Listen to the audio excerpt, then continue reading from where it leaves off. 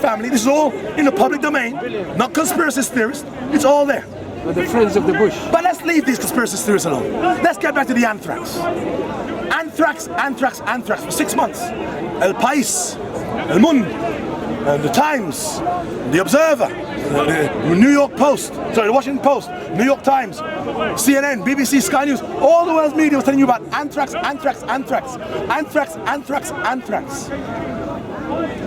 Now I ask you this. There was a date on the letter, the anthrax letter.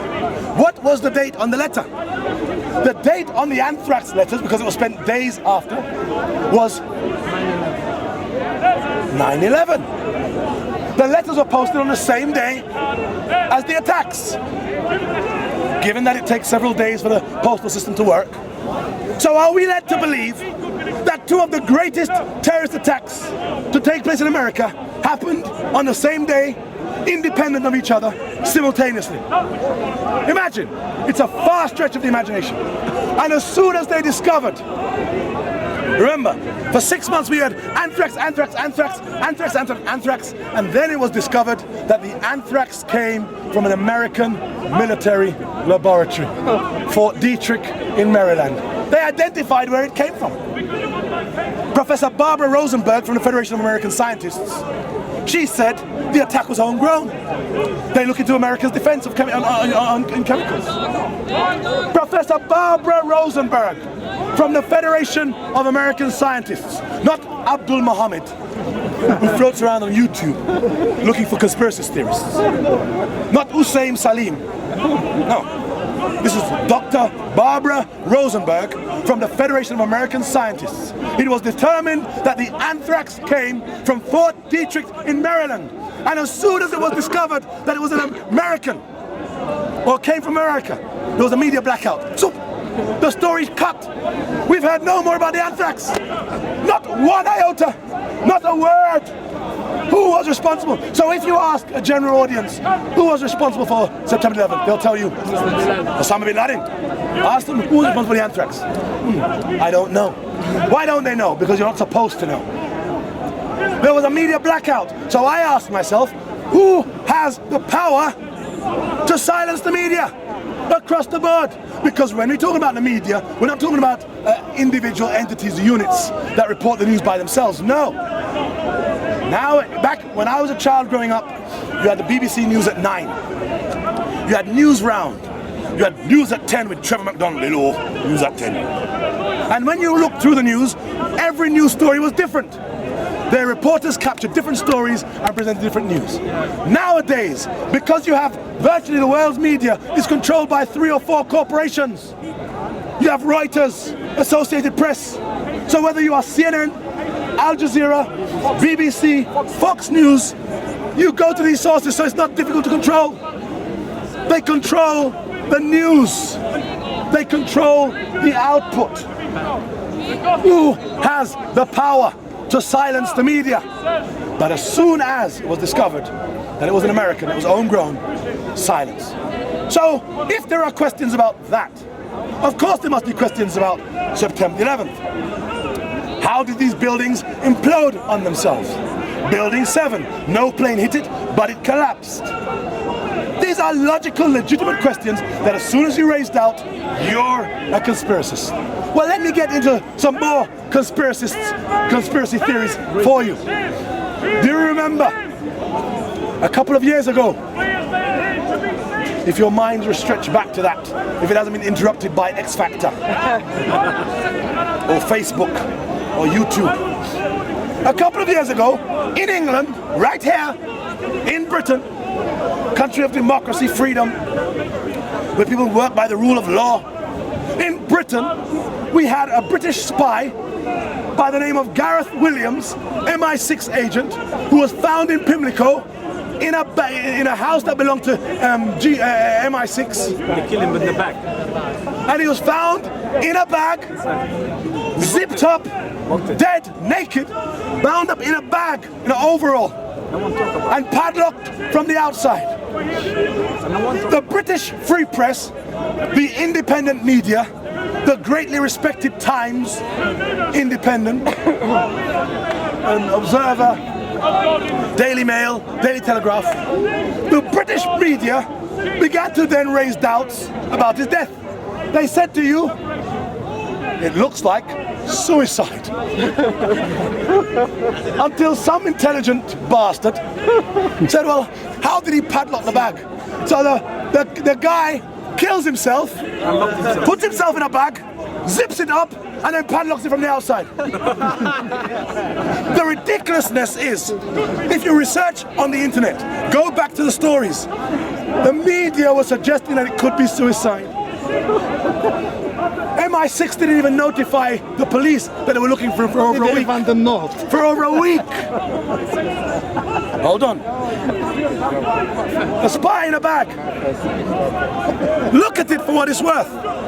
Do you remember a few years ago, a Russian spy was killed in England under the name of Litvinenko. The Russian spy Litvinenko was poisoned.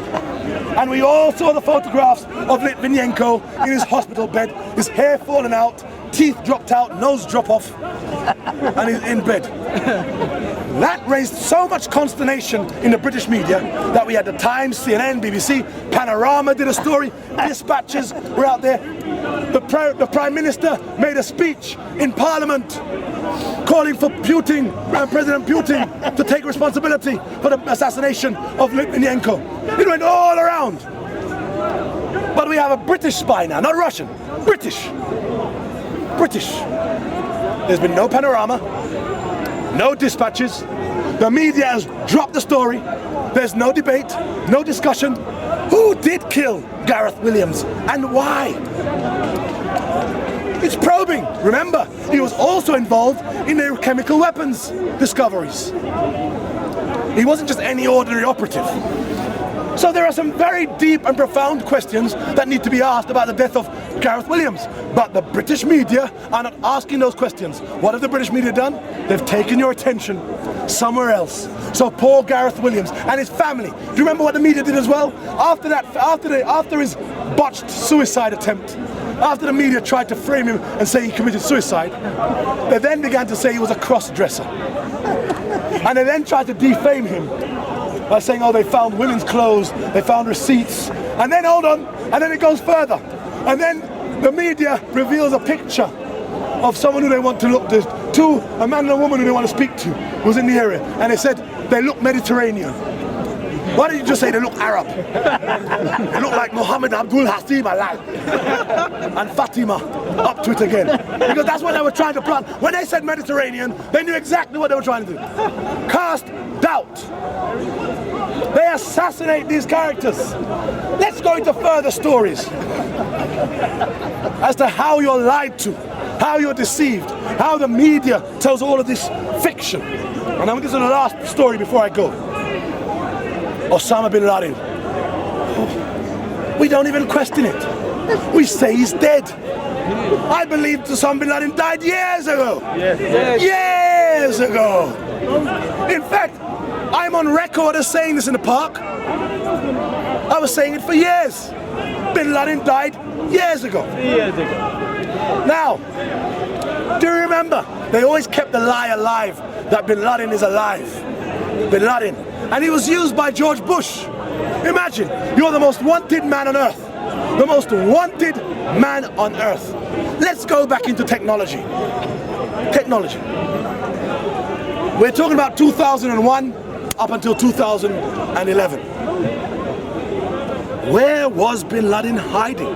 Now, if we go back to 1992, 1993, the most wanted man on earth, or by the Americans, was a Colombian drug dealer called Pablo Escobar. He was the most wanted man in America. Had billions. Wanted to extradite him, said, I'll pay off Colombia's national debt. He had billions, he was wealthy. The Americans wanted him. How did the Americans capture Pablo Escobar? They used AWACS technology. Now that was in 1992-93. That was before half of you clowns had the internet. Before some of you clowns had mobile phones. Before Facebook, YouTube, MySpace, and tweets. Back in the days of primitive, the Stone Age. Back in the Stone Age, They used AWACS technology. What was AWACS technology? They had planes in the sky. And what happens is, if you spoke on any electrical component, a walkie-talkie, landline, mobile phone, your airways, your voice pattern would go up into the airwaves, and the AWACS system would be able to filter your voice pattern like a fingerprint. So one day, Pablo Escobar in Medellin, mind his own business, calls his son, says, hello, voice patterns, goes up in the atmosphere. The AWACS systems picked up his fingerprint from his sound pattern and said, he is over there, in that house there. The Americans, along with Colombian Special Forces, raided the house where Pablo Escobar was and shot him, killed him. That's how they captured Pablo Escobar 20 years ago. Now, jump forward to the man they love to hate, Osama bin Laden. Osama bin Laden, we're told, is running the Al-Qaeda network from a cave in Tora Bora. Imagine, to run that network you need sophisticated technology. So here's Osama running his operation. Yes, Abdullah said go over there. No, yeah, you take this one. His voice waves out there. When I see you, I'm going to shoot you. Sorry, I know my impersonation of Arabic isn't very good. Don't take it as a racial slight, but so that was bin Laden running his terror network. And they said that bin Laden was alive, even though senior CIA officials had said he was dead. And every year, imagine, the most wanted man on earth, Pablo Escobar times 1,000. And every year, Osama bin Laden delivers a videotape to Al Jazeera head office in Kabul. And they use the same methods.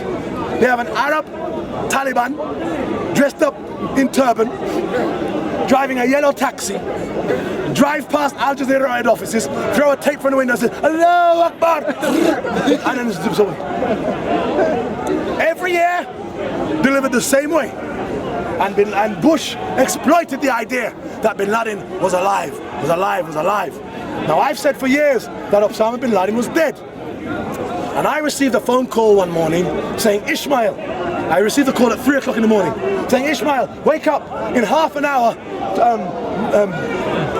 Barack Obama is going to reveal that they killed Osama bin Laden. And I thought, oh my gosh, I'm wrong. I've been saying that in Hyde Park for so many years, that bin Laden's dead. I'm wrong. I've got to come to the park on Sunday and admit that I got it wrong, because I assumed that they've got the body, they've got everything else. And I saw the news broadcast and I thought, wow, they got him. I'm wrong. I woke up in the morning at 8:30. When I woke up in the morning, they said they've thrown his body out. No. They gave him a Muslim burial at sea. Which Muslim do you bury at sea? He's not fucking Long John Silver. He's not a fucking pirate. They gave him a traditional Islamic burial at sea. Where's the evidence?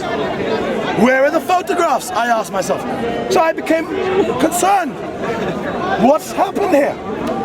Why are they doing this? They said, well, we can't show the body because it's too graphic and we don't want to upset the sensibilities of the public. But I found that rather strange, because they had no problem showing the bodies of Uday and Saddam Hussein's sons when they murdered him, when they murdered them.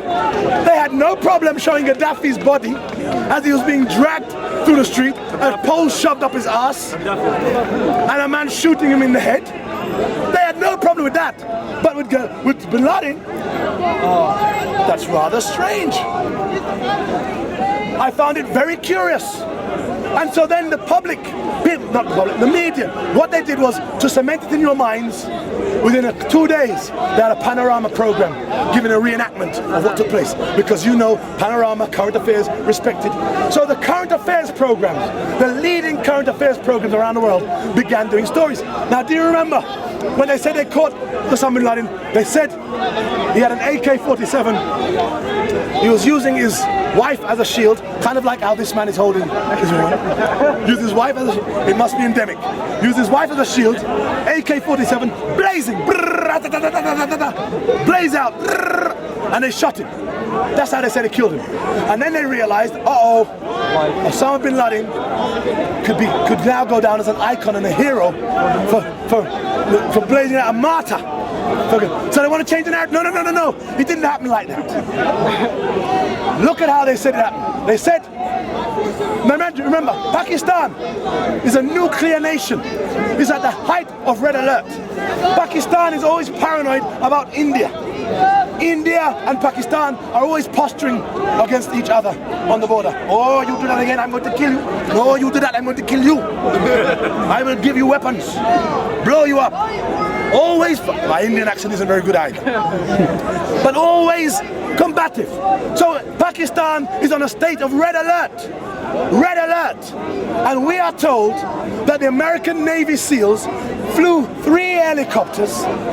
They landed at a compound which is only a mile away from the Pakistani Sandhurst military base.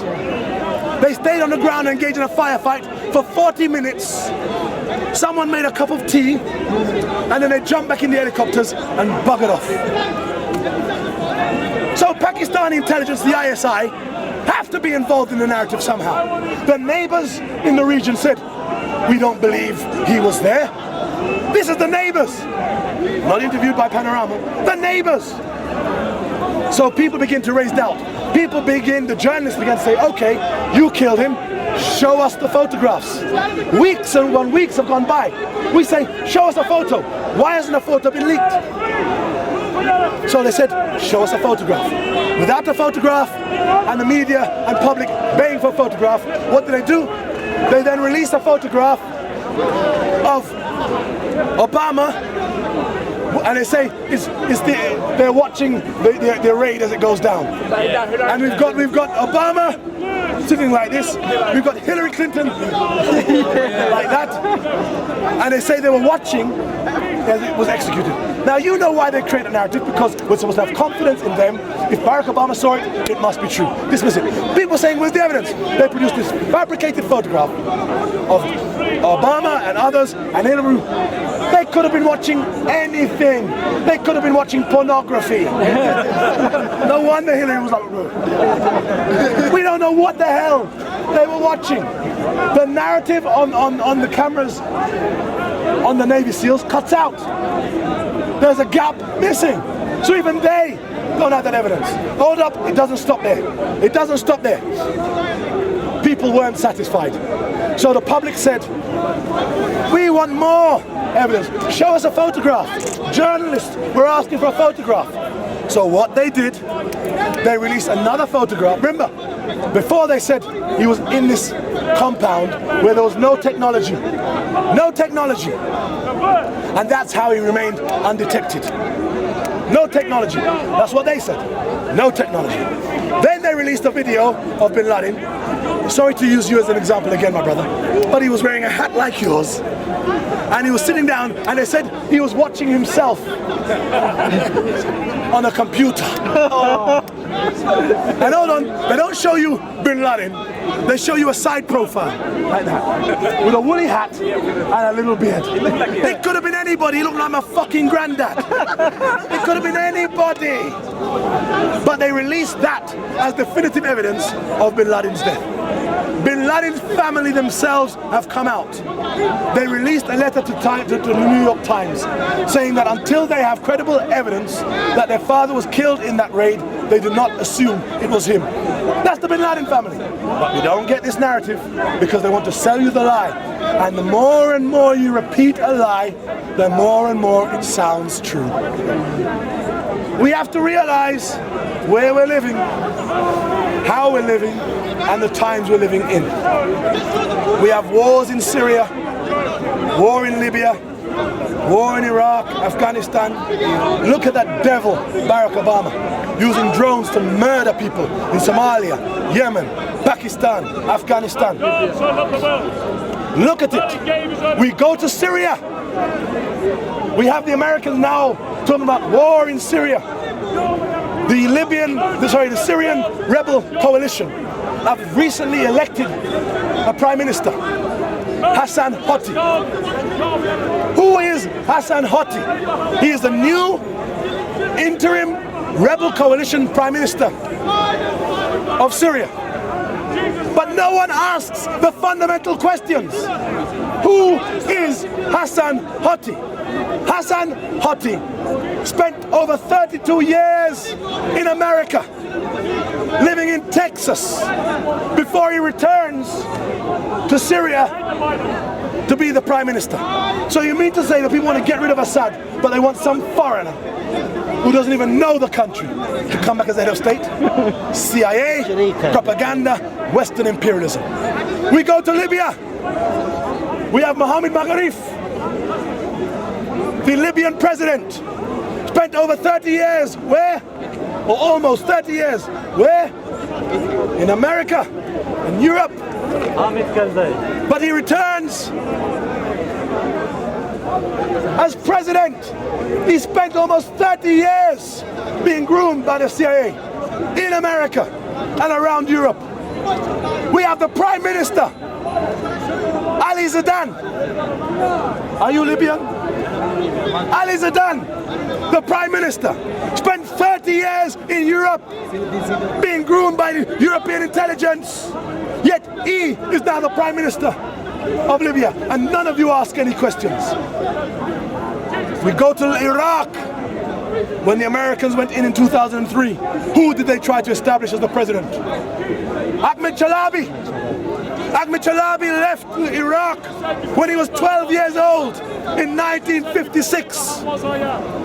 1956, when he was 12 years old, Ahmed Chalabi left Iraq, and he returned to Iraq 47 years later. But under the Americans, they wanted him to be the president. He became the interim oil minister, and he became the deputy prime minister. Ahmed Chalabi. We go to Afghanistan. Mohammed Karzai worked for Ali Burton. CIA was a CIA contact from the 1980s, putting out anti-Russian propaganda, fighting against the Russians with the Mujahideen. Ahmed Karzai, where was his siblings living? Where was Ahmed Karzai's family living? In America. His siblings were in America.